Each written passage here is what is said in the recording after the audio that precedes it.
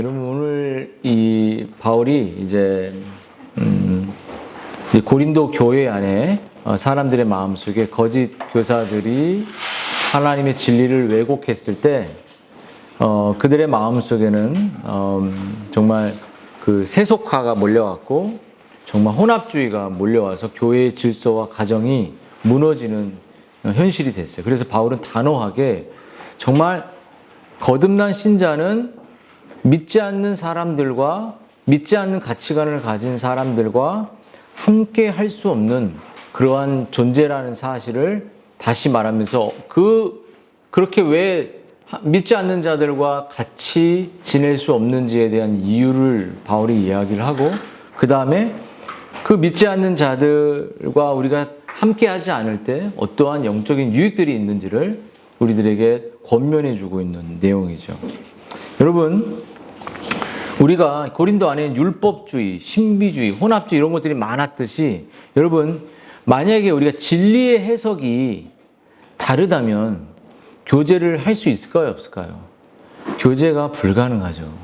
그래서 우리의 이 합동 측, 총신의 이 개혁주의의 표준 문서는 웨스트민스터 신앙고백서인데 그것이 완전한 책이다, 성경과 같다 이렇게 말하는 것이 아니라 정말 오랜 역사 속에서 정말 학자와 정치인과 또 여러 그 진리에 능통한 사람들이 많은 회의를 끝에 정말 오류 없이 이 성경 해석을 만들어낸 이 기준 안에서 우리가 성경을 보고 또 그 진리 안에서 서로 나눌 수 있는 그러한 동일한 인정을 하는 사람들끼리 교제를 할 수 있다는 것이에요. 그래서 이 신앙 고백서의 진리를 벗어나서 말하는 사람들과 교제가 잘 되지 않죠. 그렇죠? 그래서 오늘 사도는 뭐라고 말하냐면 믿지 않는 자들과 함께 할 수 없다는 거예요. 그렇죠? 만약 가정에서 남편이 안 믿거나 아내가 안 믿으면 이혼은 못 하겠지만 함께 살 수가 없어요. 그래서 결혼할 때 정말 그 사람이 거듭났는지를 확인해야 돼요. 적어도 그 사람이 공부를 더 잘할 수 있고 공부를 뭐 집안에 뛰어날 수 있고 할 수 있지만 거듭나지 않고 영적이지 않는다면 그 사람은 가정에서 오히려 가정을 망가뜨린 사람이에요. 그럴 수밖에 없습니다. 오늘 사도 바울은 믿지 않는 자들과 삶을 함께 하지 말라 그랬어요. 여러분 신명기 22장의 10절을 보면요. 농사할 때 소와 나귀와 함께 땅을 갈지 말라 그래요. 왜냐하면 두 짐승은 본성적으로 다르다는 거예요.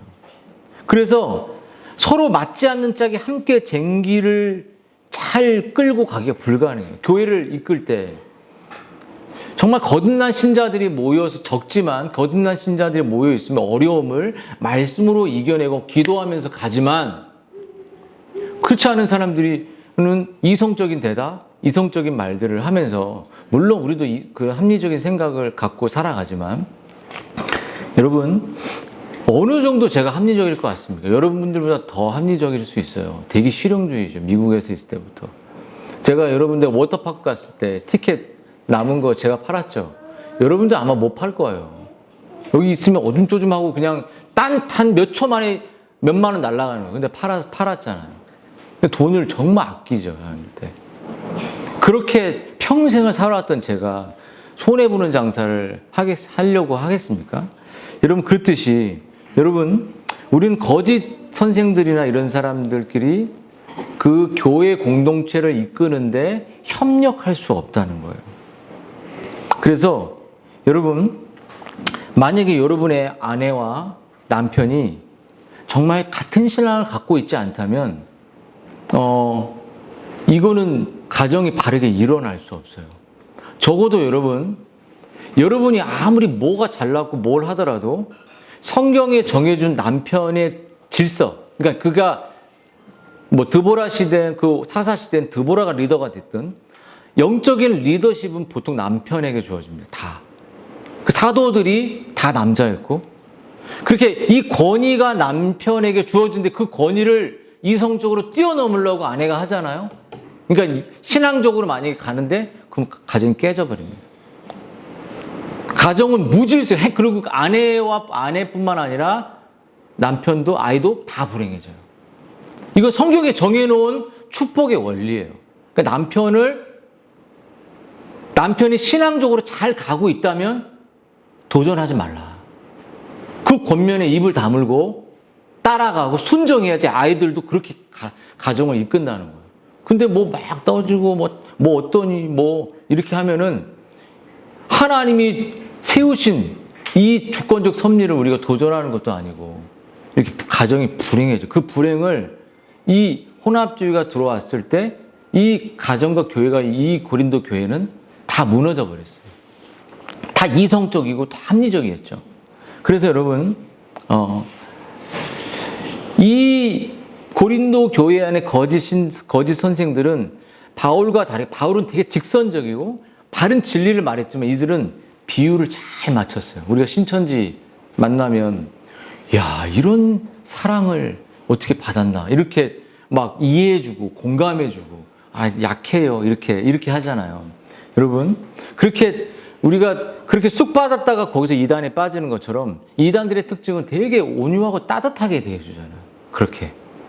그렇듯이 여러분 우리가 관용과 이해라는 그 사람이 연약하지 그 사람이 조금 이렇게 잘 모르지 잘 그렇게 하지 이렇게 하면서 그 사람의 마음을 불편하지 않고 비유를 맞추는 이렇게 가잖아요. 그러면 여러분 그것이 사단이 가장 잘 쓰는 술책인 거예요. 우리에게 이미 할 수 있는 능력을 주셨어요. 능력을 주세요. 그럴 필요 없어요. 이미 그리스도 안에 있으면 새 피조물이고 그 본성적인 능력을 갖고 있는데 믿음으로 살게 해주세요. 세속주의를 이기게 해주세요. 맨날 그런다고요. 그럼 새로운 능력이 있는 거 아니잖아요. 하나님이 능력을 주셨는데 그래서 아내가 잘 안 돼. 언제까지 이해해 주려고요? 아내의 비유를 폭탄 터질 것 같으니까 남편의 폭탄 터질 것 같으니까 아이의 폭탄이 터져야 돼요. 원래는 터져서 찢어져서 이 집 내 거니까 나가 누구 거니까 나가 막 극단적까지 가버려야 돼.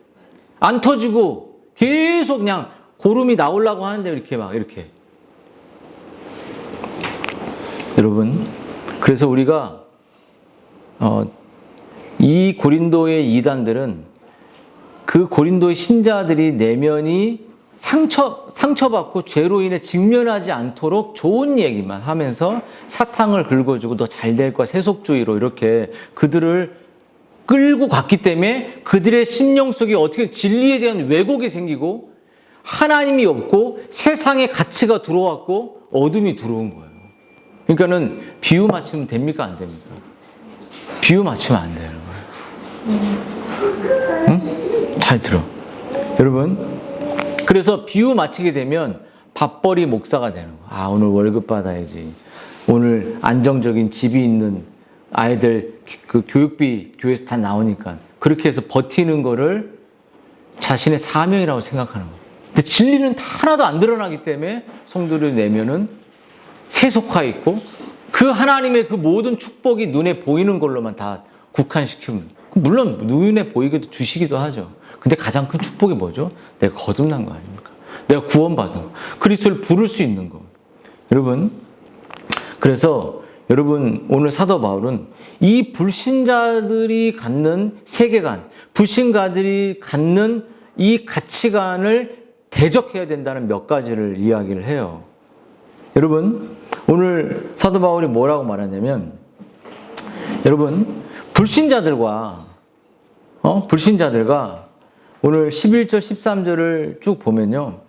불신자들의 세속적인 가치관을 받아들이는 것은 합리적인 게 맞는 건데 비합리적인 건 맞지 않다는 거잖아요. 여러분 오늘 오늘 5개의 구별을 얘기하는데 뭐라고 하냐면 의와 불법, 빛과 어둠, 그리스와 벨리알, 믿는 자와 믿지 않는 자, 하나님의 성전과 우상 이런 내용들을 계속 수사적으로 비교를 해요. 사도 바울이. 이 본성적인 내용들을 이제 설명을 하겠지만 여러분 14절에 보면 믿지 않는 자가 누구를 가리키냐? 그럼 불신자를 가리키잖아. 그러니까 이들과 멍해를 매지 말라는 거예요. 여러분, 우리가 친구들을 만나고 가족들을 만나고 교인들을 만날 때 그 친구가 불편함을 느껴야 됩니다. 불편함을. 왜 그런지 아세요? 복음을 강렬하게 증거하고 복음적인 삶이 있기 때문에 그 친구가 이 친구만 만나면 복음 때문에 불편함을 느껴야 돼요. 근데 매년 복음을 안 전하고 그냥 편안하게 밥 먹어. 그럼 왜 만나는 거야? 시간 낭비라는 거예요. 내가 누굴 만났는데 네가 정말 예수님 알고 복음의 진리를 전해 보십시오. 그럼 만난다고 할까 안 만나고 할까요? 쟤 만나면 또 그 얘기야. 그럼 안 만나면 됩니다. 그러면 만나려면 그렇게 복음 전해서 불편해지라고요. 근데 안 불편해지고 비유 맞추고 있어. 그 비유 맞추는 삶이 가정에도 들어가는 거예요.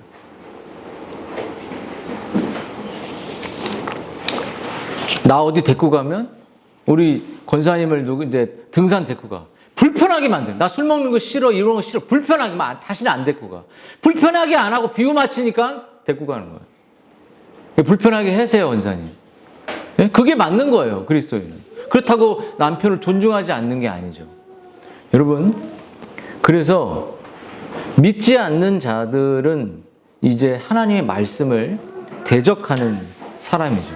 그래서 여러분 교회 안에는 중직들이나 교회를 이끄는 사람들은 정말 하나님 믿지 않는 사람들이 아니라 진짜 하나님을 믿는 사람들이 함께 가는 거예요. 그리고 하나님 믿지 않는 사람이 교회에 들어올 때는 협력할 수 있어요. 근데 중요한 일은 할 수 없어요. 기도도 할 수 없고 어떤 직분을 맡을 수도 없어요. 막 남발해버리면 안 되는 거예요. 기도도 우리 교회가 지금 김성욱 집사님 많이 기도할까요? 더 신실한 사람이 생기면 그분들도 기도하겠죠. 기도의 기준이 있는 거예요. 여러분, 그래서 사도 바울은 정말 믿지 않는 목사, 믿지 않는 장로, 믿지 않는 신학자, 믿지 않는 이 교회만 다니는 이 사람들과 분리하고 믿지 않는 목사님들도 있겠죠. 복음이 하나도 없는 사람들. 그래서 여러분, 사도 바울은 우리에게 정말 교회 이렇게 이 분리, 거룩을 위한 순교를 위한 분리를 이야기하면서 좀 더 자세히 왜 우리가 그렇게 분리되는 삶을, 분리되는 가정의 삶을, 분리되는 거룩을 살아갈 수 없는 이유를 얘기하는데, 여러분 오늘 말씀 속에 뭐냐면 의와 불법이 함께 할 수 없다 이렇게 말해요. 여러분 의가 뭐예요? 그러니까 의롭게 됐다는 건 거듭났다는 거예요. 하나님의 의로운 백성의 삶을 살아가는 사람과 불법, 하나님의 법을 하나님 가온이와 시온이가 옆에 보고 있어. 근데 범죄하고 있는 엄마를 속이고 아빠를 속이고 범죄하고 있어. 그건 하나님 믿지 않는 사람들의 모습이에요. 근데 내가 범죄하고 있다는 깨닫고 회개할 수 있는 사람은 귀한 사람이죠, 그래도. 근데 믿지 않는 사람들은 하나님이 없는 것처럼, 자기가 하나님인 것처럼, 자기가 왕인 것처럼 죄를 짓고 살아가는 사람과 의로운 하나님의 구원의 은혜를 경험한 사람들은 삶은 같이 할 수 없다는. 그리고 하나님 믿지 않는 불법을 행하는 사람들은 영원히 어디로 갈까요? 우리 시온이 어디가? 하나님 안 믿는 사람들은 지옥 가. 시온이 지옥 갈 거야, 안 갈 거야? 그러면 하나님의 구원을 얻은 사람들은 의를 추구하고 하나님 기뻐하는 뜻을 추구하는 사람은 결국 어디로 갈까요? 예수님의 뜻을 추구하다가 천국 가는. 목적지가 달라요. 그래서 그들과 영적 사업을, 어떤 물질적 사업을 협력할 수 있다 없다? 없다. 그런 사고 자체를 갖는 것 자체가 문제인 거예요. 불가능한 거예요. 여러분, 불법은 다시 말하면 거듭나지 않았다는 거예요. 내가 변화되지 않았다는 거죠. 여러분, 불법을 행하는 사람들은, 교회 안에 불법을 행하는 사람들은 정말 하나님의 말씀을 실제로 대적하지 않지만, 눈에 보이게 대적하지는 않지만 그의 일상의 삶에서 나타나는 거. 하나님의 말씀을 좋아하지 않습니다. 하나님의 말씀에 자신을 복종하지 않습니다. 하나님의 말씀보다 자신의 감정을 우선하기 위해. 그게 불법 행하는데 그들은 함께 할 수 없어요. 그들은 함께 공동체에 있을 수 있지만 함께 삶을 나눌 수 없어요. 왜냐하면 그들의 내면은 세속화에, 그들의 내면은 땅에 있고 그들의 내면은 하나님의 법을 즐거워하지 않기 때문에 하나님 믿는 사람의 근본적으로 함께 할 수 없습니다. 하나가 안 돼요. 그것은 본성적 성격 차이가 아니에요. 그리고 그런 사람들은 위선적인 사람들이죠. 여러분, 또 한 가지, 여러분, 불신자와 멍에를 함께 하지 말라라고 14절에 나온 것처럼 불신자와 신자는 정체성이 다릅니다. 여러분, 거듭난 자는 하나님 말씀을 순종하냐, 불신자는 하나님 말씀을 순종 안 해요.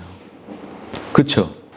여러분, 이 명령은 뭐냐면 불신자와 신자와 결혼이나 사업이나 어떠한 금전적인 사회에 돈이 들어가니까 어떠한 협력이 불가능하다는 거예요.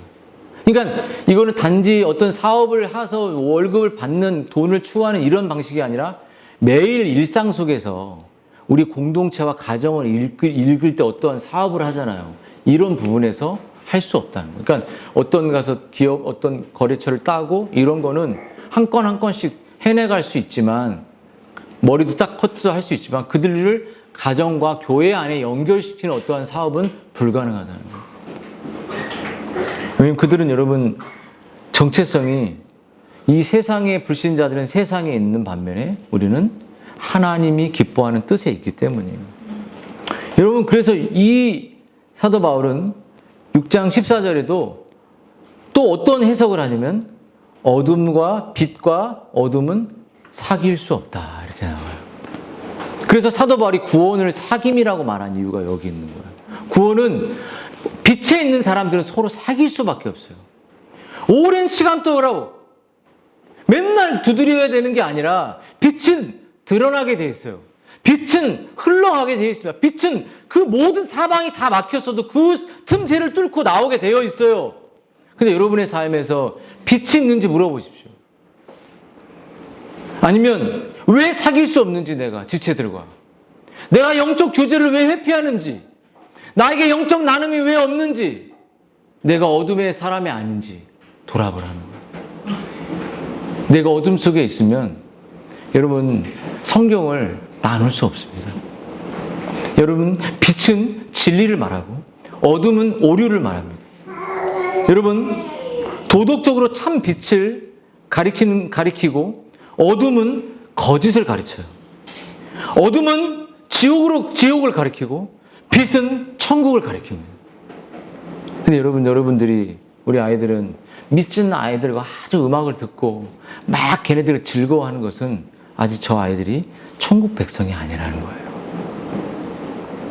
근데 오히려 진짜 믿는 아이들은 교회에 와서 믿는 아이들과 세상 이야기도 물론 하겠지만 하나님이 나를 지켜주신 그 사실에 대한 이야기를 즐거워하는 아이들이 있는 것.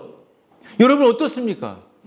내가 언니 너무 힘들었는데 하나님 나를 지켜주셨어요. 자매님 나 너무 오늘 힘들었는데 하나님 이런 이야기가 일상적으로 나오는 거예요. 아유 안 됐어요. 이런 게 아니라 그런 얘기로 건면있는 게 아니라 우리는 장례식 가면 수가성 이제 나인성의 과부의 아들 죽은 것처럼 장례 일정을 따라가는 수준밖에 안 돼요. 그냥 그들에게 울지 말라 이렇게 말할 수 있는 예수님밖에 없듯이 정말 복음으로 웃어라. 복음으로 기뻐할 수 있다. 이렇게 사도 바울도 그렇게 했잖아요. 여러분 빛에 있는 사람들은 빛을 야기합니다. 여러분 그래서 삶이 끝이 다른 것처럼 여러분 그러므로 빛의 자녀들이 어둠의 자녀들과 함께 일하길 기대하는 것은 빛과 어둠이 같은 시간에 같은 곳에 있다는 것이 불가능한 거예요. 교회는 어둠이 사라지는 것이에요. 이 부활의 빛이 이 동굴에서 예수님이 죽음의 시체로 있다가 동굴문 열리고 부활하셨잖아요. 빛으로, 능력으로. 그런 것처럼 우리의 삶에도 빛으로 나타나는 거예요. 그럼 여러분 우리 친구들 중에서 봐봐. 맨날 징징대고 하는 게 아니라 너 형이 됐으면 또 오빠가 됐으면 성경 읽고 하나님 말씀 듣고 하자. 이런 말 해야 돼, 안 해야 돼? 시온이 해야 돼, 안 해야 돼? 맨날 제가 또 괴롭히고 우리 아이들 똑같이 그런 본성들이 여러분들에게 없다면 잘 들어. 어둠 속에 있는 거야. 빛이 하나도 없어. 그리고 아이들에게 빛이 안 보여. 성경의 빛, 생명의 빛이 안 보여. 그럼 엄마들은 어떻게 해야 됩니까? 단어 외웠냐 있다고 그만하시고 믿음의 구원의 빛이 하나님 말씀의 빛이 아이들의 내면의 샛별처럼 떠오르도록 권면해 줘야 될 거 아니에요. 본인도 어둠 속에 있으니까 맨날 어둠에 공부해야지, 단어 외워야지, 숙제해야지. 그런 길로 가는 거 누구나 다 가는 거예요. 오히려 여러분들이 정말 어둠 속에 있는 거 아닙니까? 부모 세대들이 어둠 속에 있어서 어둠의 표정을 짓고 어둠의 마음, 감정을 갖고 침울한 표정으로 그렇게 가정의 문을 열거나 아이들의 문에 두드리지 않는 그런 것이 있다면 여러분은 정말 거룩한 삶을 살고 있는 것이 아니에요. 여러분이 뭔데 교회에 올 때 표정을 제가 밝게 하는 것은 의무예요, 의무. 어둠 속에 있더라도 위선적이라서라도 밝게 하고 빛을 드러내는 거예요. 여러분, 그래서 여러분 또 한 가지 여러분 오늘 뭐라고 말하냐면 그리스도와 벨리알이 어떻게 조화되냐. 이거 똑같은 거예요. 그러니까 여러분 본성적으로 그리스도인과 불신자는 하나가 될 수. 하나님의 본성이 삼위 하나님이 연합이 되든 그 안에 죄가 안 들어오잖아요. 그렇듯 여러분 신자들의 본성의 빛, 의의 빛. 근데 불신자들의 본성은 불법이고 어둠입니다.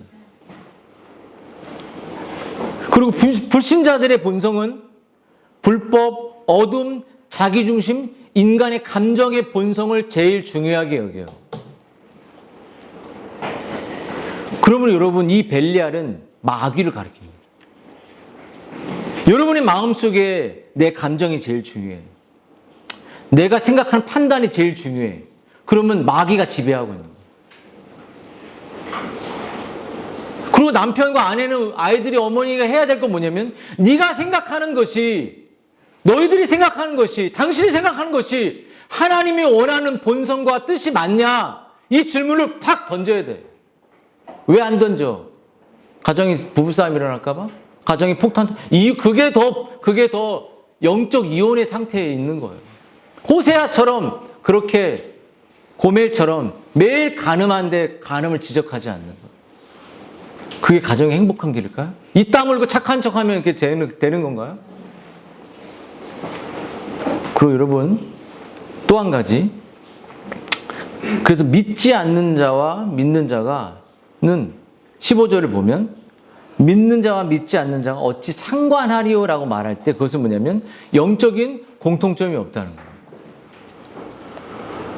여러분 우리가 영적인 공감 누가 눈 감고 있나 너 조지 마. 집중해. 저 봐봐요. 영적인 공감을 제가 하잖아요. 말씀에서. 그럼 여러분이 영적인 사람이라면 말씀을 듣고 공감이 될 때가 있잖아요. 그때 아멘. 이 뜻대로 이루어지고 원합니다. 이런 영적인 공감이 일어나요. 근데 불신자들에게 뭐 맥체인 성경 읽기를 보내든 어떤 말씀을 보내면 이런 거 보내지 마세요. 이런 분도 있더라고요. 안 보내도 나도. 근데 제가 어제도 그 목동제일교회 집사님들, 건축하는 집사님, 또 홍 집사님, 그 집사님하고 매일 말씀을 보내거든요. 그렇기 때문에 여러분들하고도 10분도 통화하지 않는 거를 1시간 넘게 통화해요. 그게 거듭난 자의 특징입니다. 한 번도 공동체에 같이 시옥을 보내지 않았어도 영적인 이야기로 1시간 갈 수 있는 거예요. 제가 문자 찍어 보내드렸잖아요. 그런 대화가 여러분 안에 있냐고요. 그런 대화가 아이들 속에 있냐고요.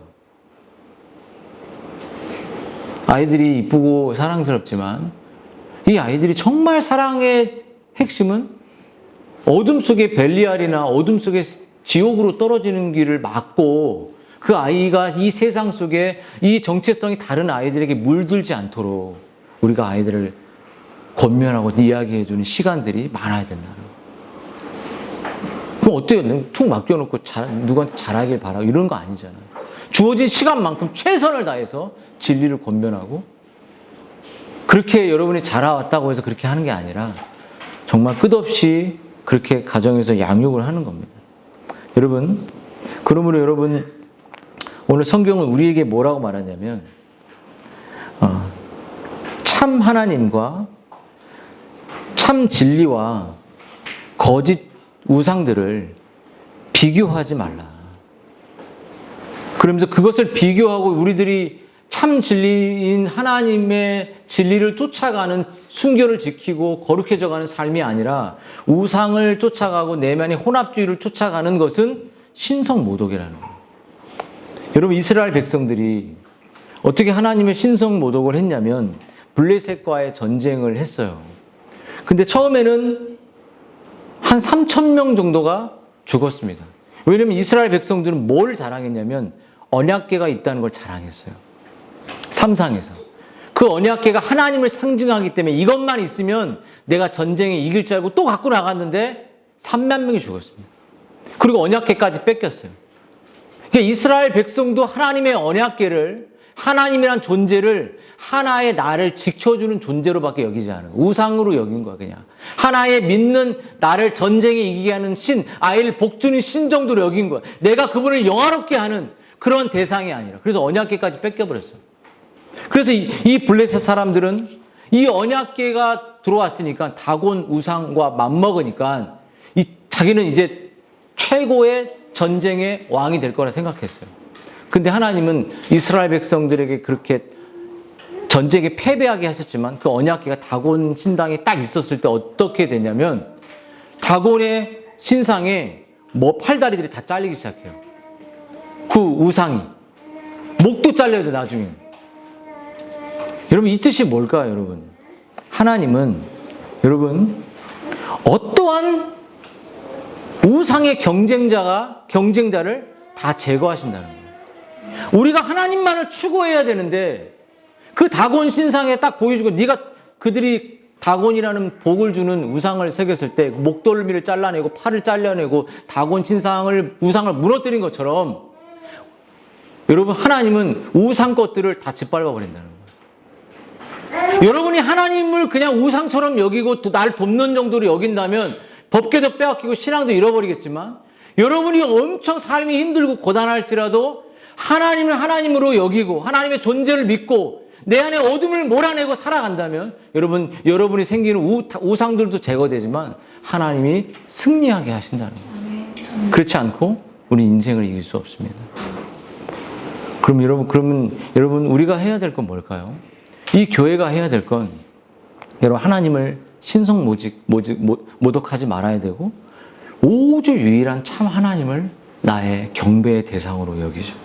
그리고 여러분 불순종하시면 안 돼요. 여러분 6장 10절 부정한 것을 만지지 말라라는 말은 뭐냐면 순종한다는 것은 하나님의 뜻에 복종한다는 거죠. 교회가 하나님의 뜻에 복종한다는 건 뭐예요? 교회는 뭘 해야 될까? 복음을 전해야 되죠. 교회는 가정을 건강하고 어둠을 사라지게 하고 빛을 일으켜야 됩니다. 여러분 교회가 해야 될 것은 사람들의 비율을 맞추고 여러분이 잘 될 겁니다라고 이렇게 사탕발림하는 게 아니라 교회가 해야 될 가정의 리더가 해야 될 일은 성도들의 어둠을 몰아낼 때 찢어야 돼. 승민이가 막 범죄하고 있어. 승민아 연약하구나 이렇게 하는 게 아니야. 귓사대기를 팍 때리면서 줘야 망치고 싶어 새끼야 이렇게 해야 되잖아요. 어? 응? 집중해 선생님.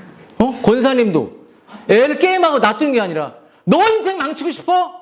만약에 저 아이들이 게임을 더 안 했다면 더 시간 낭비하지 않았다면 더 잘 될 수도 있겠죠. 지금 잘못됐다고 말하는 게 아니에요. 그걸 안 하는 거예요. 순종한다는 건 그리스도가 우리의 머리고 우린 그분의 몸으로서 아이에게 불편할지라도 죄짓지 마. 망해. 당신 죄짓지 마. 이제 언제까지 죄질 거야. 언제까지 너 자신의 감정을 우상으로 여길 거야? 이혼 소리 딱 찍어놓고 여기다 해놓고 도전하라고요. 하나님 이혼 안 하게 하셔 오히려. 오히려 비유 맞추면 더 이혼해. 비유 맞추면 나중에 덕근 다 잃어버리게 돼. 우상처럼. 다곤 신상을 섬기기 때문에. 아내를 비유 맞추지 마세요. 남편도 비유 맞추지 마세요. 아이들 비유 맞추지 마세요. 두둑이 패고 혼내고 사랑으로 대하고 애들 나중에 다 알 겁니다. 여러분, 교회의 목적은 신자들을 진리로 어둠에 있지 않고 빛에 있어서 행복하게 하지만 불신자들은 불편하게 해야 돼요. 복음을 듣고 불편해져야죠. 복음을 들었는데 너무 좋아. 복음을 들었는데 너무 좋아. 복음이 근데 좋다는 건 죄에 대한 깨달음과 동시에 좋음이 오겠죠. 여러분, 그러므로 여러분, 우리가 정말 이 사도 바울이 한 가지 더 우리에게 원하는 것은 우리가 이 거룩함으로 이 어둠과 분리하지 않으면 영적인 유익이 너에게 없을 것이다. 내가 너희를 영접하여 너에게 아버지가 되고 너희는 내 자녀가 되리라. 17절 18절이죠. 전능하신 주 하나님의 말씀이라 하셨다. 이런 불신자들과 그 불신 내면을 갖고 있는 우리들이 여러분 계속 타협한다면 가정은 우상 집단이 될 것입니다. 가정은 벨리알이 가득하고 가정은 어둠이 가득하고 가정은 불법이 가득하고 교회도 똑같습니다. 그러므로 우리가 이런 불신자들과 정말 운동, 어떤 직장, 여러 일들을 우리는 하면서 살아가죠.